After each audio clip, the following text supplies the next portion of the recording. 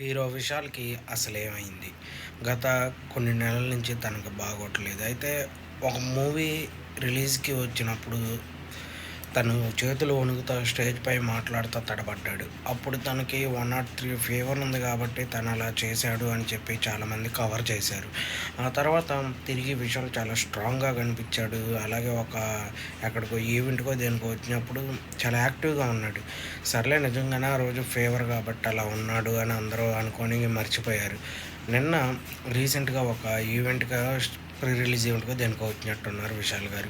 Stage పైన కూర్చున్నాడు. నుంచోలేకపోతే తనకంటూ కుర్చీ తీసుకొచ్చి కూర్చోబెట్టారు. ఆ కుర్చీలో తను కూర్చున్నాడు.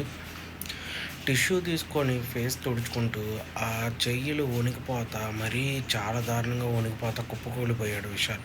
అయితే తననక్కడి నుంచి తీసుకొని తననక్కడి నుంచి హాస్పిటల్‌కి తీసుకొని వెళ్లారు. అయితే విశాల్‌కి అసలేమైంది? నిజంగానే తనకి హెల్త్ ఇష్యూలున్నాయా? అందుకే పెళ్లి చేసుకోవట్లేదా? ఇలా చాలా కారణాలున్నాయి. చాలామంది చెప్పేదేంటంటే, తను హెల్త్ ఇష్యూల వల్లే తను ప్రెజెంట్ అయితే ఎవరిని పెళ్లి చేసుకోవటం లేదు.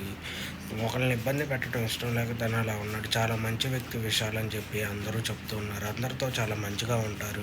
అలాంటి వ్యక్తికి ఏంటి అసలు ఏమైంది అని చాలామంది తన ఫ్యాన్స్ కూడా బాధపడుతూ ఉన్నారు. నిజంగానే విశాల్‌కి ఏమన్నా ఇబ్బందా ఏంటా అని ఎవ్వరికీ తెలియని పరిస్థితుల్లో ఉంది. తను చేసిన మూవీస్ కూడా మన తెలుగులో కూడా చాలా బాగా ఆడితే చాలా మంచి అభిమానులున్నారు. కానీ సడెన్‌గా ఇలా తను వణికిపోవటం, మాట్లాడలేకపోవటం, భయపడతా అటు ఇటు చూడటం ఇదంతా చూస్తుంటే ఏంటా అని విశాల్ గారి ఫ్యాన్స్ అయితే కంగారు పడుతూ ఉన్నారు.